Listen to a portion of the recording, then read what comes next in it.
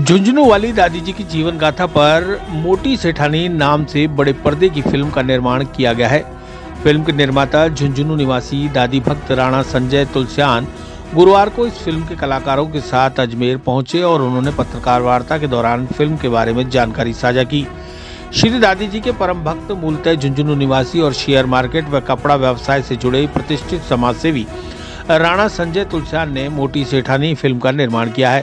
इन्होंने श्री दादी जी के जीवन चरित्र को एक फिल्म के माध्यम से आम जन तक पहुंचाने का मैराथन प्रयास किया है।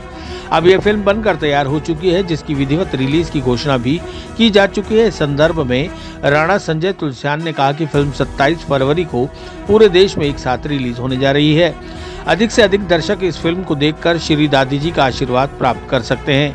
झुंझुनू वाली श्री दादी जी की जीवन गाथा पर पहली बार बड़े पर्दे की फिल्म बनी है, जो 26 फरवरी 2025 को महाशिवरात्रि को जयपुर में प्रीमियर व 27 फरवरी से पूरे भारत में रिलीज होने जा रही है।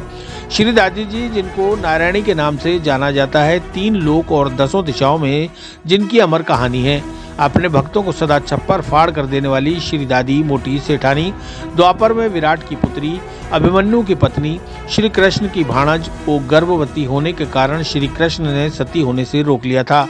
जब अभिमन्यु महाभारत में वीर गति को प्राप्त हुए थे, श्री कृष्ण ने उत्तरा को वरदान दिया था कि कलयुग में उनकी यह इच्छा पूरी होगी और सतियों की सिरमौर होगी। कलयुग में मुझसे पहले तेरा नाम होगा। जगदम्बा जगत जननी महालक्ष्मी महाशक्ति के नाम से पूजी जाएगी। वहीं उत्तरा कलयुग में नारायणी मोटी सेठानी के नाम से जानी जाती है। झुंझुनू में इनका बड़ा ही विशाल मंदिर है, जो कि भारत का सबसे बड़ा मंदिर है और विश्व भर में 500 से भी ज्यादा मंदिर हैं। विदेशों में America, London, Hong Kong, Bangkok, Kathmandu, Burma, Rangoon इत्यादि देशों में भी दादी जी के मंदिर स्थापित हैं।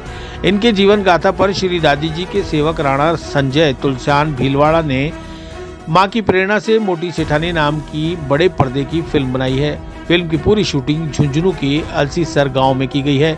250 से भी ज्यादा लोग इस फिल्म से जुड़े हैं, जिसमें कलाकार, टेक्निकल टीम, सिंगर व अन्य ने 30 दिन में शूटिंग पूरी की। राजदा तंधन के बैनर से बनी इस फिल्म के निर्माता director Rana Sanjay Tulsian, writer Raman Dwivedi, music director Satish Dehra हैं। फिल्म की पटकथा स्वर्गीय श्री रमाकांत जी द्वारा रचित श्री नारायणी चरितमानस पर आधारित है। झुंझुनू वाली श्री दादी जी के विश्व भर में करोड़ों भक्त हैं, जिनका अटूट विश्वास है कि मां सबकी झोलियां भरती है और मन मांगा देती हैं। मोटी सेठानी के चर्चे पर्चे घर घर हर घर में प्रचलित हैं। श्री नारायणी का मंगल पाठ जो हर घर में गाया जाता है, वो मंगल पाठ अब सब बड़े पर्दे पर देख सकते हैं। इस फिल्म की आय श्री रानी सती जी वर्ल्ड वाइड फाउंडेशन द्वारा श्री दादी जी के बताए हुए जनहित कार्यों में लगाई जाएगी। मोटी सेठानी फिल्म की पूरी जानकारी गूगल, फेसबुक, इंस्टाग्राम, यूट्यूब इत्यादि पर देख सकते हैं।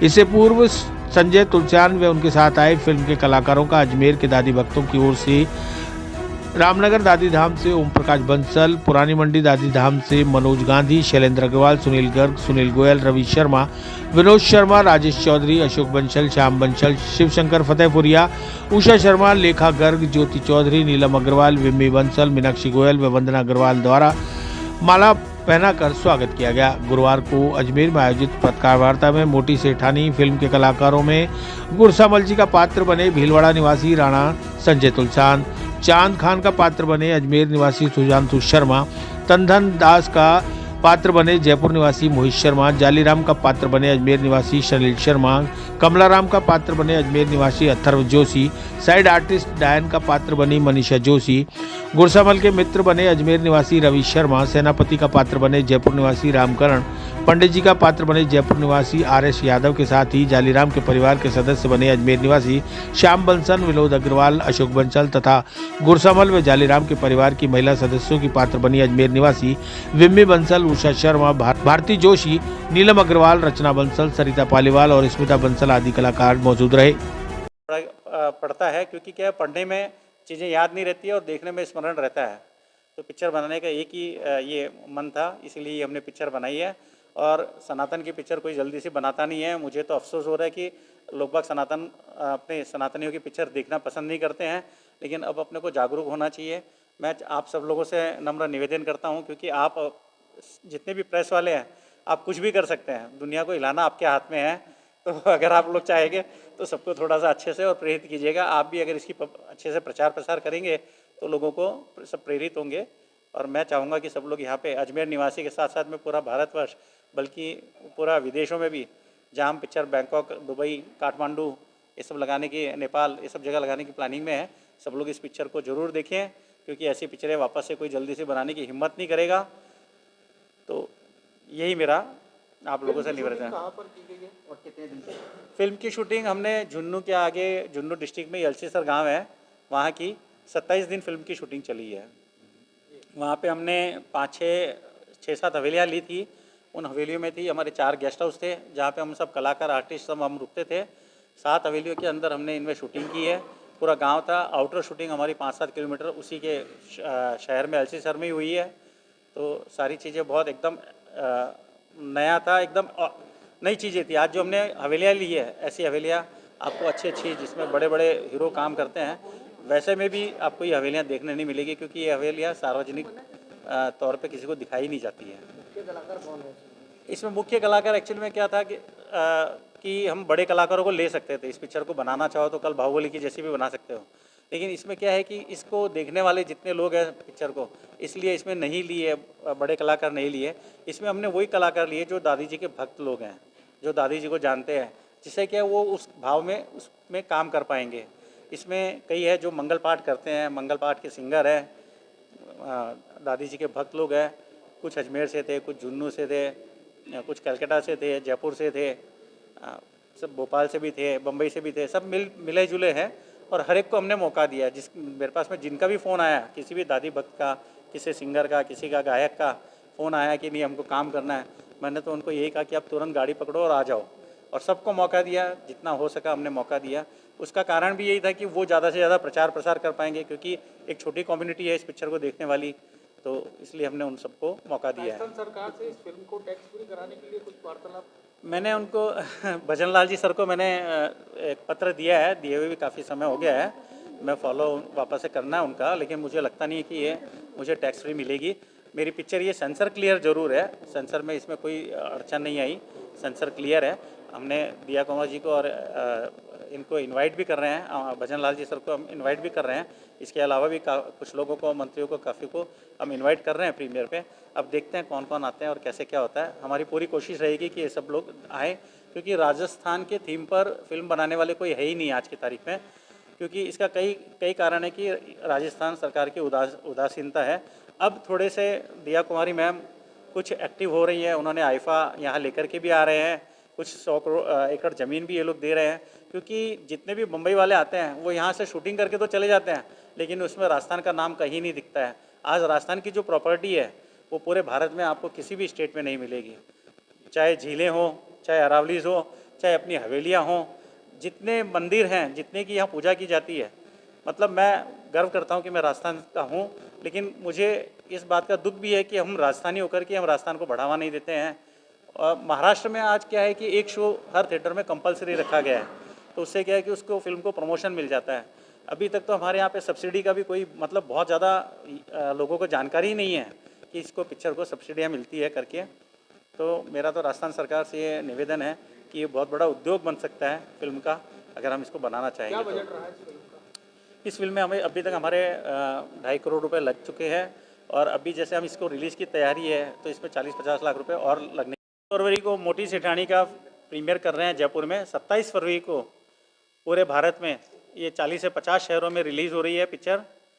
इस पिक्चर को बनाने का मकसद ये था कि झुन्नू वाली दादी जी का भारत में सबसे बड़ा मंदिर है और एशिया का ये 2nd नंबर मंदिर है, लेकिन इसकी विख्यातता अभी तक इतनी लेवल पर नहीं है जितनी होनी चाहिए। कुछ तो राजस्थान सरकार की उदासीनता है और कुछ लोगों को अज्ञानता है कि मालूम ही नहीं है कि भारत का सबसे बड़ा मंदिर राजस्थान में झुन्नू में ये है स्थित है। तो इसी कारण से हमने इनकी ये पिक्चर बनाई है।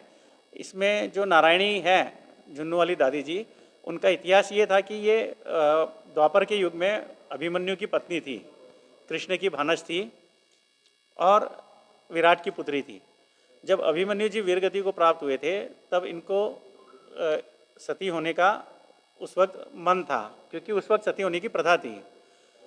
लेकिन इनके गर्भ में शिशु होने से कृष्ण भगवान ने इनको रोक लिए थे। उसके 2 कारण थे कि पांडवों का वंश चलाने वाला केवल एक यही बालक बचेगा। दूसरा उनकी भागवत सबसे पहले यही कराएंगे। तो कृष्ण भगवान का ये 2 कारण से इन्होंने उसको सती होने से रोक लिया था और वरदान दिया था कि तू कलयुग की महासती होगी। वही उत्तरा का जो बालक है वो राजा परीक्षित के नाम से प्रसिद्ध हुए और इन्होंने 750 वर्ष पूर्व कलयुग में जन्म लेकर नारायणी के नाम से ये डोकवा गांव में जन्म लिया इन्होंने। और तंदनदास जी, अभिमन्यु ने तंदनदास जी के नाम से जन्म लिया और वो हिसार में बसे। तो मुकलावे के दिन इनकी फिर से वही इस तरह से युद्ध में तंदन जी की वीरगति पे प्राप्त होने पे इन्होंने सतीत्व रूप लिया था। आज इनके भारत में और विदेशों में मिला के 950 मंदिर है। यह आप लोगों को ताज्जुब होगा जान करके कि 950 मंदिर कोई ऐसे ही नहीं बनाता है। किसी न किसी को कोई ना कोई दादी का चमत्कार दिखा या भाव दिखे तब वो बनाते हैं। और मंदिर बहुत अच्छे अच्छे बने हैं इनके अमेरिका में, लंदन में, बैंकॉक में, रंगून में, बर्मा में, काठमांडू में और हांगकांग में, ऐसी कंट्री में भी दादी जी के मंदिर है। तो इसीलिए ये हमने पिक्चर बनाई है। इसमें हमने पूरे दादी जी का जो मंगल पाठ है नारायणी चरितमानस, उसके ऊपर इसको बेस बनाया है। इसमें दादी जी का जन्म उत्सव, पूर्व जन्म की कथा, दादी जी का ब्याह, फेरे, सब आनंद मंगल, विदाई और दादी जी का युद्ध, ये सब हमने इसे बहुत अच्छी तरह से दिखाया है। इसमें 5 गाने हैं, 5 भजन हैं। इसमें 5 भजन में हमने सारे भजन अलका याग्निक स्टूडियो या और सुरेश जी वाडेकर के स्टूडियो में रिकॉर्ड किया है। इसमें एक भजन सुरेश वाडेकर जी ने भी गाया है। इसके म्यूज़िक डायरेक्टर सतीश डेरा जी है, जो रविंद्र जैन जी के शिष्य हैं। इनमें कुछ भजन पूनम जैन ने और जो उनके रविंद्र जैन की सब इनके संबंधी हैं उन्होंने गाए हैं। मतलब गाने भी बहुत अच्छे हैं, पिक्चर भी बहुत अच्छी बनी है, हाई रेजोल्यूशन पे बनी है, ट्रैक साउंड बहुत अच्छे हैं, बैकग्राउंड म्यूजिक बहुत अच्छा है। और इसको देखने से आपको सब पता पड़ेगा। आज तक जो भक्त लोग मंगल पाठ सुनते हैं और जो गाते हैं, उनको एक ये है कि इस पिक्चर में मंगल पाठ सुनने भी मिलेगा, गाने भी सुनने मिलेंगे और देखने भी मिलेगा कि युद्ध कैसे हुआ, कोई भी चीज़ कैसे की गई है, जो पूरा अपन किताब पढ़ते हैं वो देखने मिलेगा। तो उनकी भावनाएं तो किसी के मन की बात। ऐसे में सबसे बड़ी बात ये भी रहती है कि फिल्म के अनुरूप कलाकारों को ढूंढें। ये सब काम मेरी बेटी निम्मी तुलसियान ने किया। वो बीटेक CS है, उसने बहुत अच्छे से काम किया। मतलब कई बार तो उन्होंने डायरेक्टर को, जैसे हम लोग डायरेक्ट भी मैंने ही किया है, मेन डायरेक्टर, और ये चीज़ थी कि नहीं ये इनको सूट नहीं करता है। जैसे अभी हमारे ये मोहित जी बैठे हैं पीछे, तो इनको तंदन का रोल देना है। इसमें एक हमारे राणा जी भी थे, जिनका राणा जी का रोल किया, वो सेनापति का रोल था तंदन जी, वो दिवाकर पाठक। किसी ने कहा कि नहीं इनको राणा जी का दे देते हैं, तो नहीं ये भोले से लग रहे हैं, मासूम से लगते हैं। तो मेरी बेटी ने यही कहा कि नहीं इनको इनका रोल देना चाहिए। कई ऐसे जगह थे तो रोल, जैसे मनीषा जी को निम्मी ने ही सिलेक्ट किया कि नहीं ओके परफेक्ट है। तो इस तरह से मेरी गुड़िया ने वो सब काम किया। मेरी बेटी निम्मी तुलसियान ने मुझे उसका बहुत सहयोग रहा। वो लोकेशन पे पूरे दिन मेरे साथ थी और मेरे साथ में उसने बल्कि मुझसे ज़्यादा ही उसने काम किया, क्योंकि डायरेक्शन में प्लानिंग दी, कास्टिंग में प्लानिंग दी और प्रोडक्शन हाउस में जो चीज़ की नेसेसरी थी वो भी चीज़ प्लानिंग दी। ड्रेस कोड में भी देखा तो उसने काफ़ी एक्टिव से ये काम किया है। फिल्म में क्या सावधानियाँ रखेंगे? फिल्म में हमने जैसे घोड़ों का यूज़ इस्तेमाल किया, हमने उनका पूरा ध्यान किया। अब हम जंगल में शूट कर रहे हैं तो वहाँ पानी नहीं था, उनको भी बिस्लरी का पानी पिलाया गया। तो ऐसा नहीं है, उनको चारा वगैरह सब दिया। हमने किसी का भी मन नहीं दुखाया। कोशिश यही थी कि हम किसी का मन नहीं दुखाएं, क्योंकि सब हमारे अतिथि थे, मेहमान थे। हमने सबको भगवान स्वरूप रखा। फिर भी अगर कोई किसी से मुझसे कोई त्रुटि हो गई होगी तो उसके लिए मैं क्षमा प्रार्थी रहूँगा। पिक्चर है आपकी ये? हाँ जी, मैंने केवल ये श्रद्धा भाव के हिसाब से ही पिक्चर बनाई है। उसके 2-3 मुख्य कारण थे कि ये भारत का सबसे बड़ा मंदिर है, इसकी लोगों को जानकारी मिले। दूसरा श्रद्धा भाव, और जुन्नू भी विश्व पटल पे आए, क्योंकि राजस्थान में हम किसी को भी इतना बड़ा कर ही नहीं पा रहे हैं। कोई भी चीज़ को, मैंने कहा ना, जैसे स्थानों को अपन बड़ा ही नहीं कर पा रहे हैं। तो इसको बस एक ये करने के लिए मैंने पिक्चर बनाई है। क्या संदेश देना चाहेंगे सभी को? देखो, वापस से भारतीय जनता पार्टी की सरकार है, मैं पॉलिटिकल आदमी नहीं हूँ, लेकिन सब लोगों को हम सबको अपने धर्मों की रक्षा करनी चाहिए।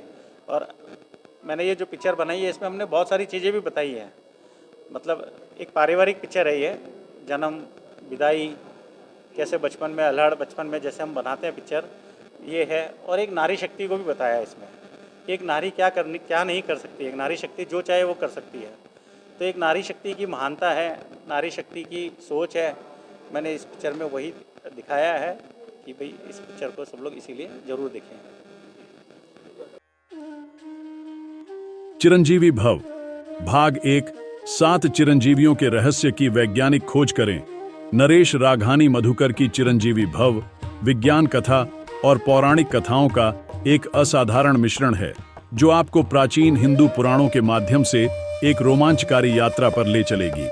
हिंदी और अंग्रेजी में उपलब्ध है। अपनी कॉपी आज ही बुक करें।